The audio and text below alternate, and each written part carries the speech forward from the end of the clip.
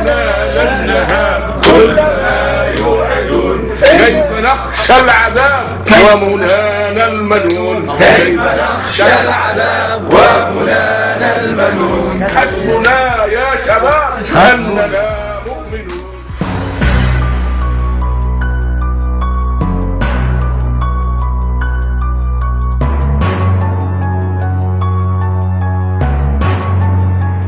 حتى المسجد لا تترك فيه الحرية ليقول كلمة الحق، وإنما هو مسجد موجه ومنبر موجه ينبغي أن يكون تحت رقابة السلطة، فليس إسلاما حرا وإنما إسلاما توجهه السلطة التنفيذية وتلونه كما تشاء.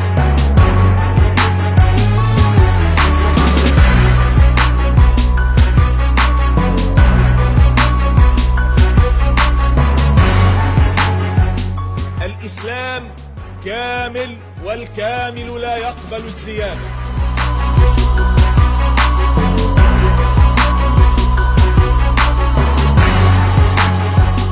لا يمكن أن تظل سوريا مضيعة.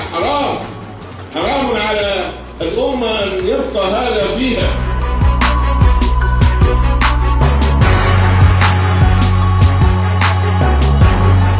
أنا أدعو الجميع، أدعو القضاة والمحامين والصحفيين والإعلاميين والأزهريين وعلماء الدين، العلماء الدين بالذات أدعوهم أن يقفوا بجوار إخوانهم. حرام عليك يا مبارك أن تقتل شعبك. إذا كنت راعيا ومسؤولا عن رعيتك المفروض أن تحمي الشعب مش تقتل الشعب، ولكن هو كما يقول الشاعر: وراعي الشاة يحمي الذئب عنها، فكيف إذا الرعاة لها ذئاب.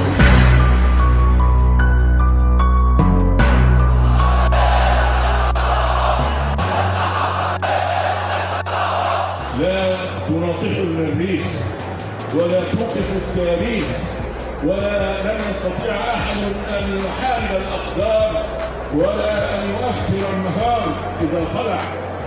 الدنيا تغيرت والعالم تطور والعالم العربي تغير من داخله، فلا تقفوا أمام الشعوب، حاولوا أن تتفاهموا معها. عار هذا إن المسلم يختم جوازه يعني بالختم الإسرائيلي ويدخل تحت العلم الإسرائيلي وتحت الحراسة الإسرائيلية، نشتاق إلى المسجد الأقصى، ولكن نحب أن ندخله محررا.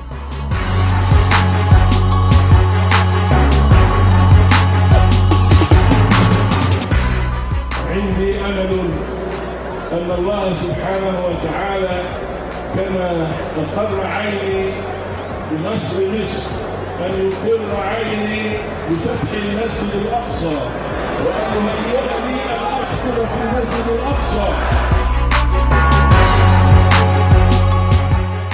أنا أنكر وجود القاعدة في قطر، وأنكر وجود مكتب لإسرائيل في قطر، وأنكرت ذلك علنا، ويعرف أهل قطر وعلى رأسهم أمير قطر يعرفون موقفي.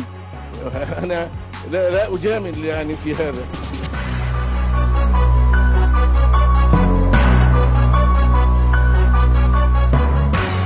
ملكنا فكان العفو منا سرية، فلما ملكتم سال بالدم أبطحوا، وحللتم قتل الأسارى، وقبلها مررنا على الأسرى نمن ونصفح، فحسبكم هذا التفاوت بيننا، فكل إناء بالذي فيه ينضح.